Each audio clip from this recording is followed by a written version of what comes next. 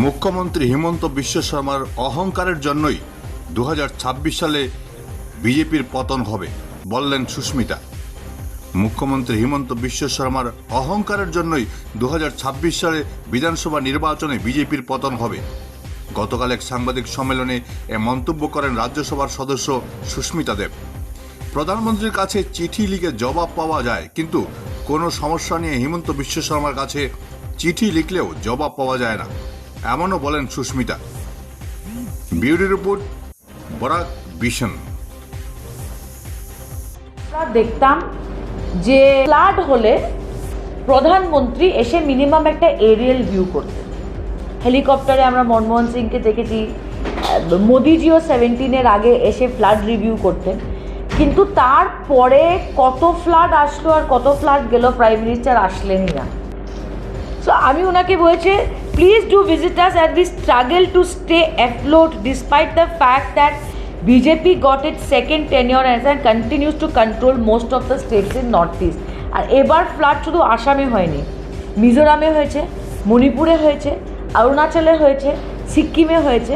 আমি এই জিনিসটা কেন দেখাচ্ছি, আমাকে প্রাইম মিনিস্টারের সিগনেচারে একটা অ্যাকনলেজমেন্ট পাঠিয়েছে যে I have received your letter on 3rd June।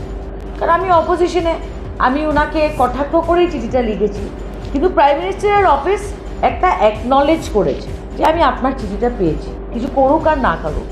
But I am sad to say that আসামের মুখ্যমন্ত্রী, যে আমি এত চিঠি লিখেছি, বাট আজ পর্যন্ত একটা অ্যাকনলেজমেন্ট উনি কোনো চিঠির করেন।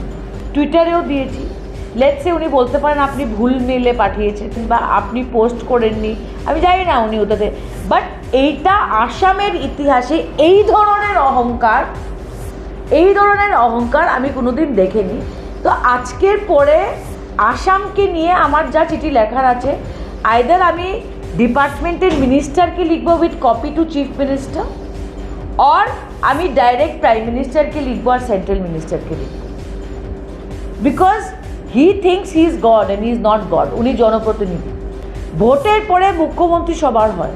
আসামের চিফ সেক্রেটারি আর কাছাড়ের ডিসিকেও বলে দিচ্ছি, নিয়মটা হলো এমপিদের সঙ্গে একটা প্রোটোকল ফলো করতে হয়, যে প্রোটোকলটা অনেক সময় আসামে ফলো হয় না।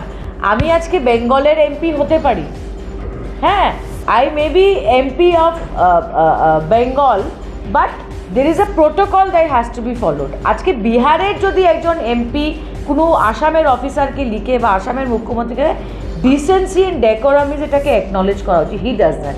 আমি চিফ সেক্রেটারিকে মিনিমাম 5টা থেকে 6টা চিঠি লিখেছি যে আপনারা ডলু বাগানে এয়ারপোর্ট করেন, স্বাগতম জানাচ্ছি, হ্যাঁ, কিন্তু আমাকে শুধু কাগজগুলা দিন যে ল্যান্ডটা আপনারা কিভাবে নিয়েছেন আর বাগানের ওদেরকে কি কম্পেনসেশন দিয়েছেন। আজ পর্যন্ত কেউ বলতে পারবে না যে how this land was acquired and what compensation has been given, কারণ চিফ সেক্রেটারি অফ আসাম আজ পর্যন্ত এই চিঠির জবাব দেয়নি।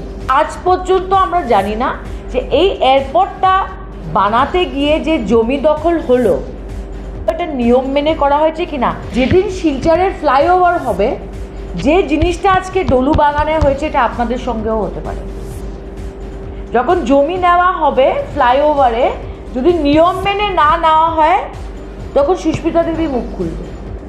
আমরা তো বলছি না ফ্লাইওভার হবে না, আমরা বলছি না এয়ারপোর্ট হবে না, কিন্তু দেশে যখন একটা আইন আছে, আইন তো মেনে চলতে হবে। সুপ্রিম কোর্ট বলে গভর্নমেন্টকে জমি কেউ ডিনাই করতে পারে না for development, but you have to give due compensation and follow the law. So আমি যদি আইন নিয়ে কথা বলি, that doesn't mean I am anti development.